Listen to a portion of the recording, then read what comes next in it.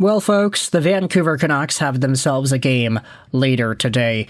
They'll be playing off against the Nashville Predators, and we are eagerly anticipating Elias Pettersson's ice time in this contest. Because it's been no surprise that ever since the injuries handed out to so many of these Vancouver Canucks players, you're starting to see a center core that looks like this. Petey, Ratu, Sasson, and Nils Åman. With all of these bodies over here on the IR, Höglander, Brisebois, Lekaramaki, Hedel, Forbort, Teddy Bluegers day-to-day, Brock Besser day-to-day. Man, it is grim being a Vancouver Canucks fan. But because of the lack of true center depth at this moment, and heck, even when the team is fully healthy, you've got Hedel and you've got Blueger in there, you can say the team still has a need to upgrade at C. This is where we start going out there and thinking about other names. Maybe names that we would not have initially thought of. Because at this point, Patrick Allvin could be getting desperate.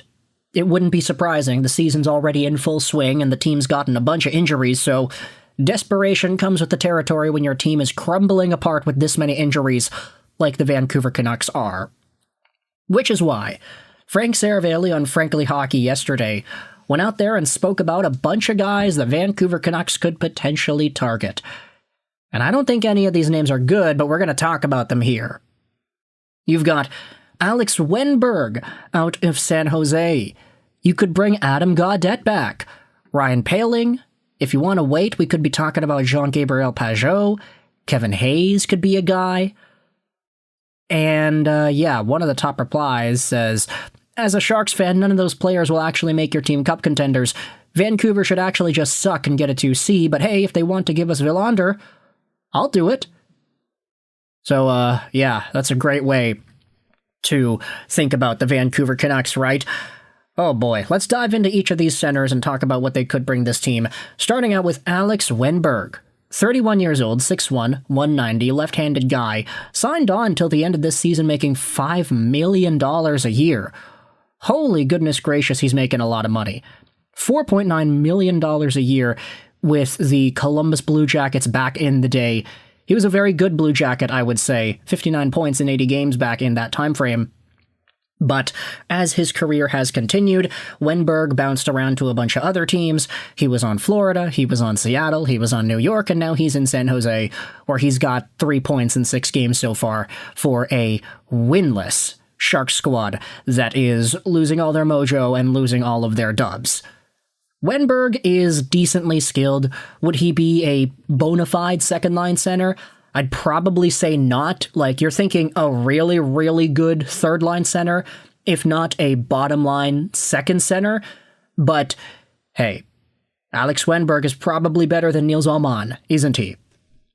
Sticking with this team, let's go over to Adam Gaudette, who is a San Jose Shark at the moment. Obviously, Adam Gaudette, the idea of this guy being brought on to Vancouver again would get so many people in a pretty interesting state of mind, considering the fact that Gaudette and the way that he left Vancouver back in 2021, it was not really too friendly. I mean, there was a lot of controversy about Gaudette potentially being patient zero and whether or not he was actually following some of the rules, and there was a number of things that we could talk about, but we're not going to do that here. 29 years old, 6'1", 187, a right-handed guy, drafted by Vancouver in the 5th round of the 2015 draft. There was a point where Adam Gaudette was seen as a bona fide middle six center to be for the Vancouver Canucks, especially during that Hobey Baker season that he had with Northeastern University. He didn't score any points with Vancouver, the sample that he had after, but he did start to get some production in the following years. 33 points in 59 games played for the Vancouver Canucks in 2019-20. That number, honestly, it's pretty good. Do 33 divided by 59 multiplied out by 82, and that's a 45-point pace for Adam Gaudette, who also made himself a very interesting spot with the fans because he would start streaming on Twitch during the pandemic, and then the playoffs started. It was in the COVID bubble, and Gaudette got 0 points in 10 games in that span. Very strange development curve for him and his career. But inevitably, Gaudette sent over to Chicago. He played some games over there, then was sent over to Ottawa, became a super clutch goal scorer for Ottawa in the next stint that he had there. He was on Ottawa, then he was on Toronto, then he was in St. Louis, and then he was back in Ottawa, where he had 19 goals in 81 games played last year. That's a ridiculous amount of goals for a guy that was really only tossed out there to score goals. 19 goals and 7 assists, mind you. He was also a really productive goal scorer in the AHL with 44 goals in 67 games last year, or 2 seasons ago, with the Springfield Thunderbirds. But now he's got 3 points and 2 goals in 6 games for the San Jose Sharks this year, and I really cannot vote any confidence in Gaudette potentially being a guy to impact Vancouver's middle six center availability by any significant margin. I mean, is anybody really thinking that Adam Gaudette is the answer here? Let's go over to some of the other names. Ryan Poehling with the Anaheim Ducks. Same thing out of this guy, man. 26 years old, 6'2". He also was an NCAA stud, and he got a lot of Montreal Canadiens fans hyped up back in the day because of his productivity there. But the Habs, they gave him so many chances to continue growing and producing, and he just didn't take them. 17 points in 57 games with his last Canadian season before getting sent over to Pittsburgh and inevitably Philadelphia, where he had 31 points in 68 games last season. Now, in Anaheim, he's gotten himself 1 assist in 6 games, but he plays the style of game that Pat Verbeek prefers to Trevor Zegras, which is why the trade was done in the way that it was. Even though Ryan Poehling is not productive, he is still a decently big size guy that can provide those intangibles. Is he the answer to Vancouver's center problem? I'll say not either. Then you've got Jean-Gabriel Pageau, whose reputation is a lot better than some of these other guys we've spoken about here. Pageau is generally seen as a much more productive player because, straight up, he has been.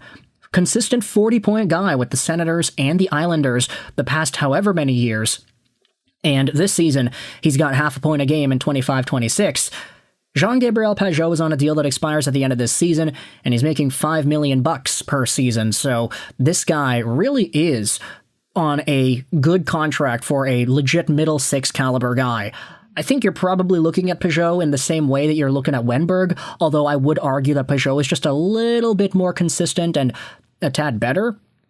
But if this guy becomes available and the Vancouver Canucks are digging there, obviously this isn't the main center that I want to see Vancouver go out there and get. Bo Horvat is pretty good and I want him back. But Pageau is a pretty decent get for another option there. Now, whether or not he'd actually work out and fix Vancouver's center problem, I don't really know if that's possible for any of these guys, really. Even Kevin Hayes, Pittsburgh Penguins guy, 33 years old, signed on to the end of this season making $7.142 million. Ah, what a big contract that is, eh? Philadelphia Flyers guy, he had some productive seasons this year. He is stocked away for now. And last year he had 23 points in 64 games played with the Pittsburgh Penguins. Really not the answer, I'd say, either. His injury troubles also provide a lot of room for doubt. But with all these names in mind, I want you to let me know your thoughts in the comment section below regarding the Vancouver Canucks center search and what Frank Seravalli said. How do you feel about Alex Wennberg, Gaudette, Poehling, Pageau, Kevin Hayes? Let me know your thoughts in the comment section below. If you enjoyed this video, feel free to hit the like button. If you didn't, the dislike button's down there for you as well. I hope you enjoyed this video. Sign on, and bye.